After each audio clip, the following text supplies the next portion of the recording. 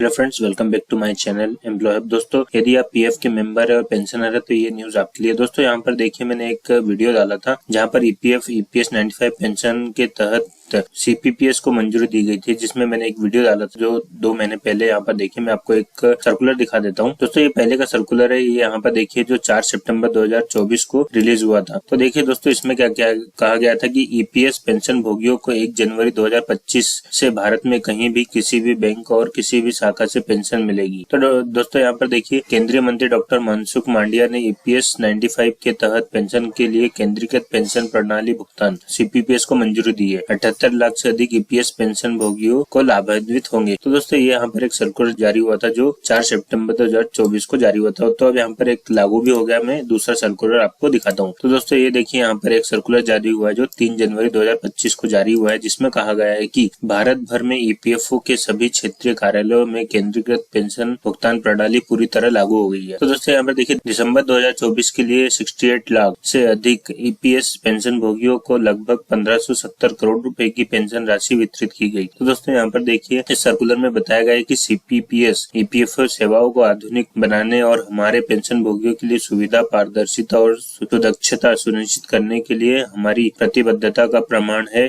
Doctor Mandaviya. तो दोस्तों, यहाँ पर देखिए, पेंशन सेवाओं के विस्तार की दिशा में एक ऐतिहासिक कदम उठाते हुए ईपीएफओ ने दिसंबर 2024 में कर्मचारी पेंशन योजना 1995 के अंतर्गत नई केंद्रीकृत पेंशन भुगतान प्रणाली सीपीपीएस को देश भर में लागू करने का काम पूरा कर लिया है। दिसंबर 2024 के लिए ईपीएफओ के सभी 122 पेंशन वितरण क्षेत्रीय कार्यालयों से संबंधित 68 लाख से अधिक पेंशन भोगियों को लगभग 1570 करोड़ रुपए की पेंशन राशि वितरित की गई। अब दोस्तों, जैसे पेंशन भोगियों को क्या होता था कि अपनी बैंक, अपनी शाखा में ही जाके पेंशन निकालना पड़ता था, लेकिन अब ऐसा नहीं है। आप किसी भी बैंक, किसी भी शाखा, किसी भी बैंक में, कोई भी शहर में आप हो तो वहां से आप पेंशन निकाल सकते हैं। तो उसी का यहाँ पर एक सर्कुलर जारी हुआ है। दोस्तों, केंद्रीयकृत पेंशन भुगतान प्रणाली सीपीपीएस का पहला पायलट अक्टूबर 2024 में करनाल, जम्मू और श्रीनगर क्षेत्रीय कार्यालयों में सफलतापूर्वक पूरा किया गया। इसमें 49,000 से अधिक ईपीएस पेंशन भोगियों को लगभग 11 करोड़ रुपए की पेंशन राशि वितरित की गई। दूसरा पायलट नवंबर 2024 में 24 क्षेत्रीय कार्यालयों में शुरू किया गया, जिसमें 9.3 लाख से अधिक पेंशन भोगियों को लगभग 213 करोड़ रुपए की पेंशन राशि वितरित की गई। सफल कार्यान्वयन की घोषणा करते हुए केंद्रीय मंत्री डॉक्टर मनसुख मांडविया ने कहा, ईपीएफओ के सभी क्षेत्रीय कार्यालयों में केंद्रीकृत पेंशन भुगतान प्रणाली सीपीपीएस का पूरी तरह कार्यान्वयन एक ऐतिहासिक उपलब्धि है। यह परिवर्तनकारी पहल पेंशन भोगियों को देश में कहीं भी, किसी भी बैंक, किसी भी शाखा में से अपनी पेंशन को सहजता से प्राप्त करने में सक्षम बनाती है। यह भौतिक सत्यापन की प्रणालियों की आवश्यकता को समाप्त करता है और पेंशन संवितरण प्रक्रिया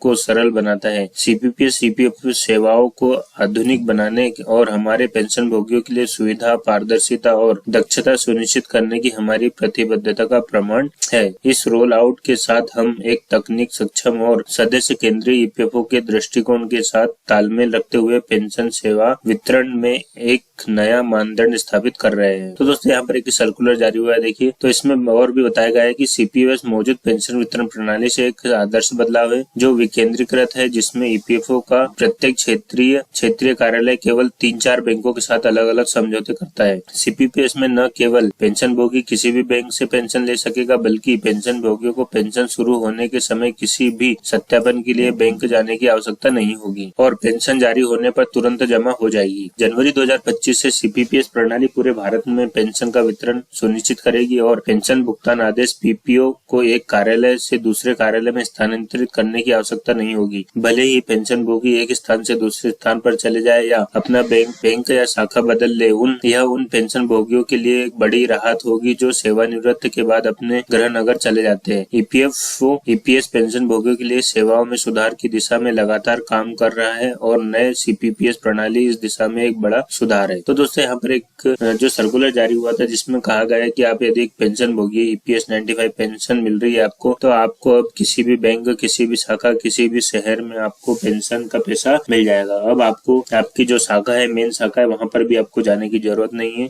आप कहीं पर भी हो, वहां से आपको पेंशन मिल जाएगी यदि आपको पेंशन मिल रही है तो दोस्तों, यह एक सर्कुलर जारी हुआ था। और भी ऐसी जानकारी के लिए दोस्तों, यहाँ पर यदि आप मेरे चैनल पर नए हैं तो सब्सक्राइब जरूर करें और बेल आइकन जरूर दबाएं, ताकि इसी तरह से आपको पीएफ, ईएसआईसी से रिलेटेड सारी जानकारी, सारे अपडेट्स मिलते रहे। दोस्तों, बहुत बहुत धन्यवाद।